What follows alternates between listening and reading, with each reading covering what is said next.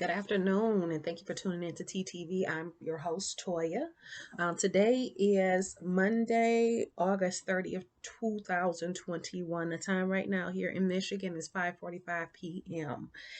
And I'm coming to you today because, as I stated, I was going to, well, not today, because you probably won't see this video, probably won't be posted until tomorrow or Wednesday, and you'll find out why. This video is in regards to sea moss. And I wanted to take a moment before I show you and get into making it and stuff. I wanted to take a time to actually discuss it because some people don't know, like, what's the big deal with sea moss? Why am I all of a sudden seeing this on Instagram and Facebook and people coming up to me in the markets and selling it? And, you finding it on the store shelves and stuff now. Like, what is the big deal with sea moss? So, sea moss actually comes from the water, natural waters. They pull them out. It usually grows in rocky areas around along the North Atlantic Ocean. And the big deal about it, the thing that makes people go crazy about it right now is because sea moss contains 92, okay, 92 of the 110 minerals that your body needs. So that includes things like calcium, iron, phosphorus, manganese, magnesium, is high in iodine, iron, like 92 of the things that your body needs is contained in the sea moss. And that's why people go kind of crazy over it. And it's such a big deal to people because it nourishes your body and gives your body those minerals that it's been lacking. I'm sorry if you guys hear the garbage truck outside.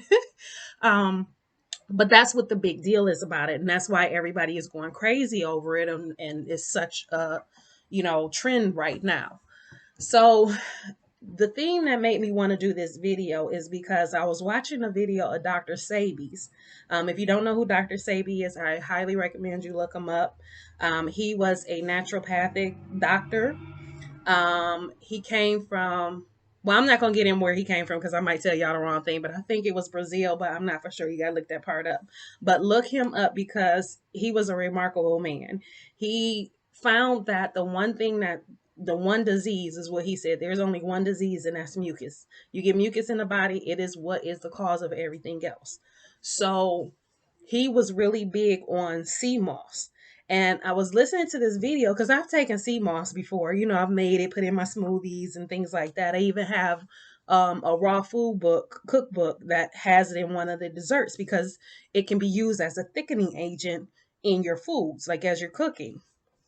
And he said something, he was describing the sea moss and he was talking about these little thin fibers and he going on and then he talk about the fake sea moss and how it's very mucusy. And I'm like, wait, what? What you mean fake sea moss?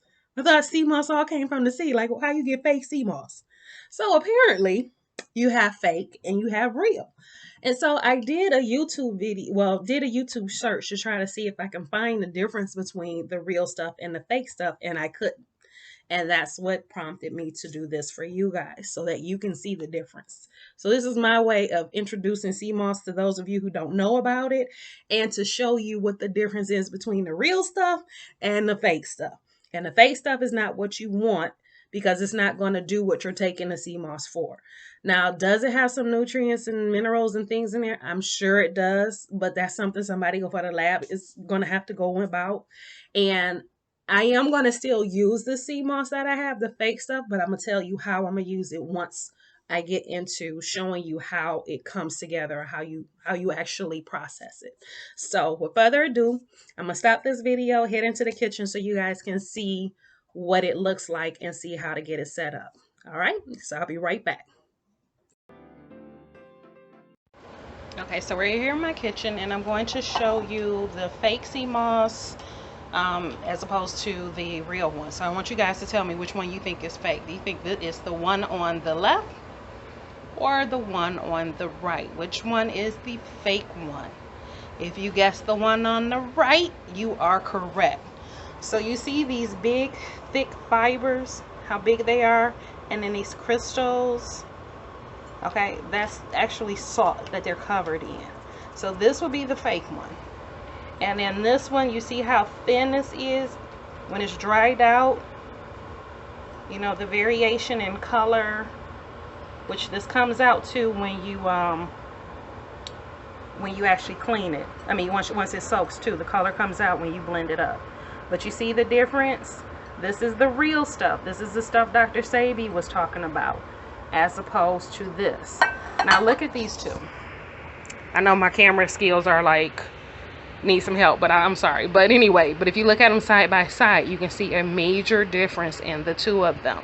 You know, the real versus the fake. So what we need to do now is get these cleaned off.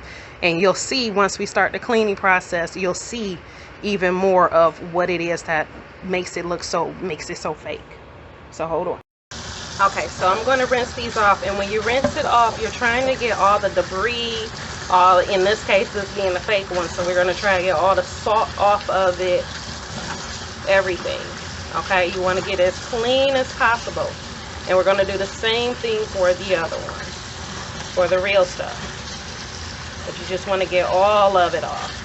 Sometimes there's little rocks in here, little fibers from something else. Another question that some people talk about, well, how do you know how much to use? It really depends on you and what you're trying to do. How much you're trying to make at a time. And I'm going to show you what I'm going to do with the fake stuff, because I hate being wasteful. So I'm going to show you what to do. It feels like plastic. As you rinse it off, this stuff right here feels like plastic. It doesn't feel real. Like it's even something edible. It feels like plastic. I should do a burn test too. See what happens when you burn this, if it melts like plastic. I think I will. I might do that off camera though. Just tell you what that look like. But you just want to make sure you get it really, really clean. So I'm going to keep doing this. And then once it's clean, I'll show you guys. Okay, so I got this one all clean. You can see how shiny it is. It's no longer covered in the salt. As you can see, this is it clean. Okay, and now I'm about to do the same thing with the real stuff, except for this one you need to really pay attention with, because you might really have some debris in here, like rocks and other twigs and things like that. Now this stuff right here, it feels very coarse. It's softening up a little bit as it comes under the water, but it does not feel like, well, actually it does. It feels like the fake flour kind of plastic. That's what this feels like. See if you can see that now. So it's hard. It's not as smooth as the other stuff, so it's rough. But this one you want to pay attention to make sure you get rocks and other things that might be in it out. Like this. I don't know what this is. So we just don't take that out. Alright? So I really want to watch this, because this is watch this one good, because this is what I'm actually going to be consuming. So I'm going to pause it again so I can finish cleaning this one off. Okay, real quick, I wanted to show you guys. You see this in here? This is algae or fish poop or something. I don't know. But this is why I say you really want to pay attention and clean it to get this kind of stuff off of it. Here's some other things that I found in it. That's a leaf and twigs and other stuff from the water that was in this. This is the real stuff. This is the real sea moss. So you really want to make sure you're cleaning it. Alright, so let me finish this up and I'll come back. So we got both of the sea moss all nice and clean. Okay, and just to let you know, with the real stuff, you'll have different bits in here, like, let me see a piece I'm talking about, like this. You see this? This is all sea moss. Okay, all clumped together like this. That's sea moss. So you'll have the thin little pieces as well as the thick pieces like this. The fake stuff is just this. Okay, it's all kind of uniform in here. They all look the same. Okay, now both of them have a smell to them that smells like the seawater. So it's not that it stinks, it just smells like seawater. One of the things you can do to help with that is when you soak it, you can use lime. And it would be like half a line for each one of these, okay, when we put it in the water. So let's get these in the bowls, because I have 2 bowls set here. So we'll put all of the fake one in there. And all of the real one.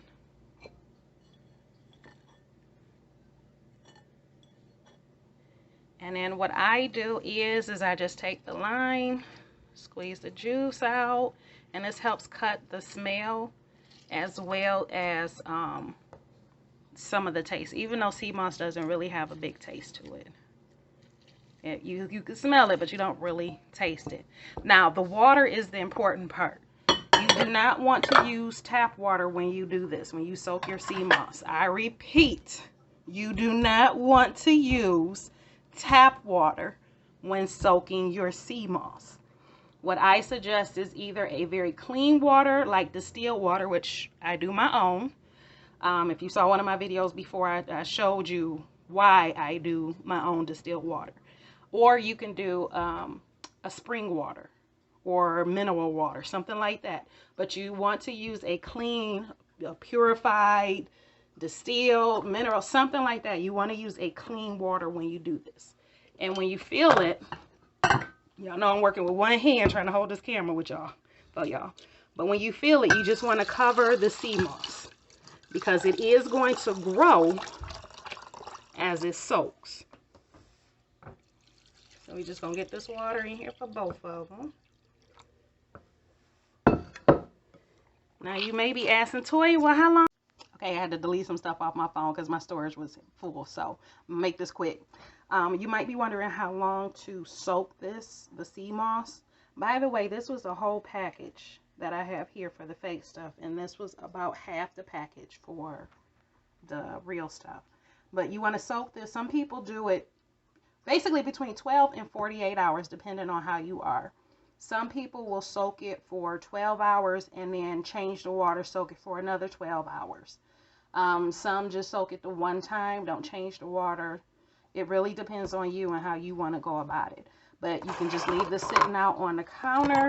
Just cover it up. Cover it up.